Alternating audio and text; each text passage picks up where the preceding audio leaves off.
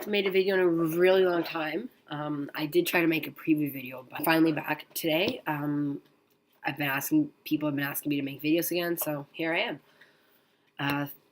The Penguins finally won last night, again, 4-2. They're now 2-2 on the season. And going into this game, I was very scared because no sooner has the season started than we find out Matt Murray's lost. Matt Murray's injured.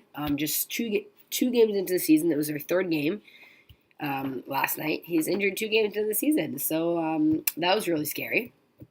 But the Penguins had like a week off, which is good because they needed a break after their atrocious effort in Montreal, based on the highlights. Matt Murray also needed a break too. He hasn't played well, but it's really unfortunate he's got a concussion this early in the year. He's only 24 and has already had at least 3 concussions by my count.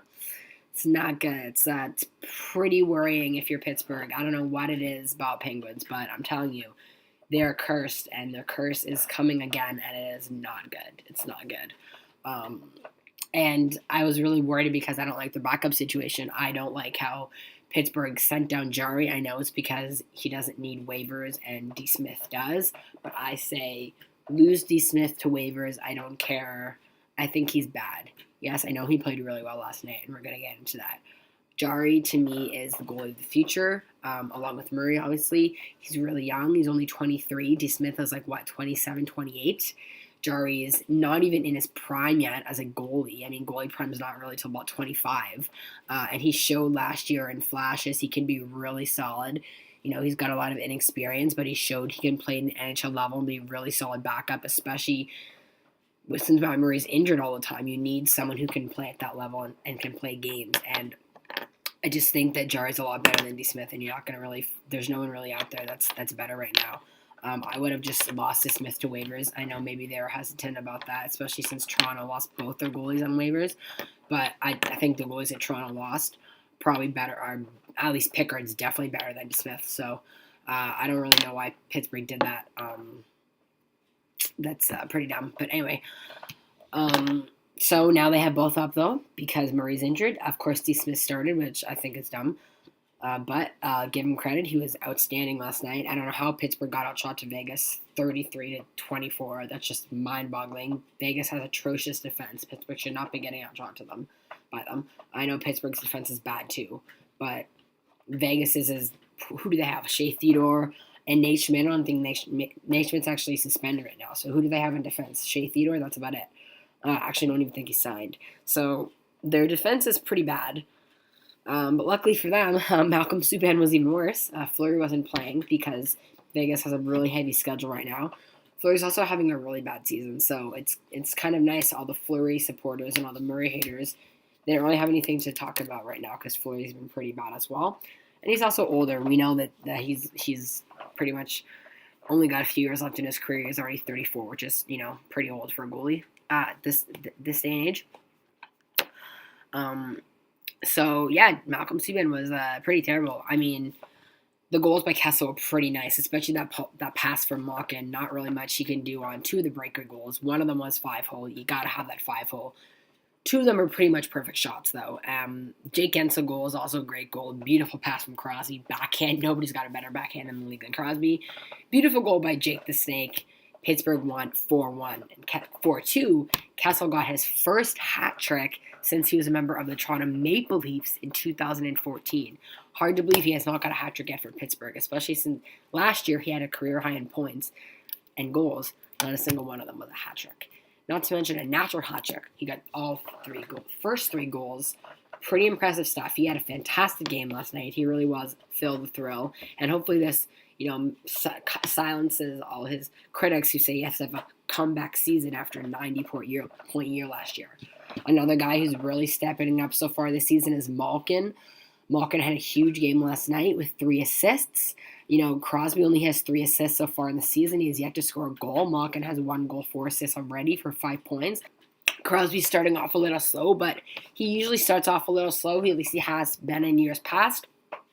I've got no reason to believe he won't pick it up. Once again, Malkin's picking up where he left off last year. Got 98 points. I really want him to get 100 this year because he hasn't done that since 2012. And he's already on the other side of 30 when people typically don't get 100 points. So he was also outstanding last night. An interesting decision going into this game was that Mike Sullivan benched Oli Mata for UC Ricola. Now, I'm happy Ricola got into a game, and from what I've seen on the blogosphere and the Twittersphere, he was very good last night, and he was pretty much outstanding for the Penguins throughout the whole preseason. That's why he made the team. No one knew anything about this, 24-year-old Finn coming into the season, undrafted, played in the KHL for many years, so I think the Finnish league. Nobody really knew anything about him. They took a chance on him. Turned out to be a great signing by Jimmy R and their European scout. He's kind of like a diamond in the rough, and he was waiting for his opportunity, and he deserved to get into a game. But why Sullivan would bench Mata instead of Jack Johnson is beyond me. There's only 2 games in the season. It's really hard to judge a player off 2 games. I thought Mata he didn't look great, but none of the Penguins' defense looked great. Letang, I think he's so far having a great comeback season, but even he has, flashes of dumbness, as Letang likes to do. Jack Johnson is absolutely atrocious. He's one of the worst defensemen in the league. I read today that both players he's played with, he's made their metrics significantly worse. So please don't play with Letang. I just don't understand why he was signed, number 1, and number 2, why only Mata was scratched instead of Jack Johnson. Because Jack Johnson is just abysmal. He should not be playing on this team, not top 4 minutes, especially. And, he wasn't very good with Oli Mata because neither of them are fast. But he's just dragging down Justin Schultz. He will continue to drag down Justin Schultz. I don't understand why you bench Jack Johnson. Yes, people might say you have to justify the contract somehow. Nothing is going to justify that contract. I think Pittsburgh's hoping that Jack Johnson is going to become like a Justin Schultz, Jamie Alexiak type. But the difference is Justin Schultz has always been a good player. He just was in a horrible environment in Edmonton and needed to get out of there. He lost his confidence. Jamie Alexiak's always had the talent as well. Very highly sought after player in the NHL draft. First round draft pick. Was good in college, was great in the World Junior team. Again, maybe not the best environment in Dallas with the system. And then last year, he was bad, and then he came last year, and he was good. He's always had that potential. Jack Johnson's never been good. He's never had potential. So I don't understand why Jim Rutherford signed him to this abysmal 5-year, $6 million deal, $5 million deal, whatever it was. I don't care if he's best friends with Crosby. Crosby should not have a say in the team because Crosby doesn't run the team. I also read that Jim Rutherford prefers, maybe he signed him because he prefers stay-at-home defenseman with a puck-moving defenseman on each pairing. Why is Jim Rutherford deciding this? Last I checked, he was not the coach. He's the general manager. And when teams start to get really bad is when you have the general manager as a micromanager nitpicking and becoming the coach. This is what happened in Montreal. This is why they're such a disaster, because Bergevin has tried to run the team.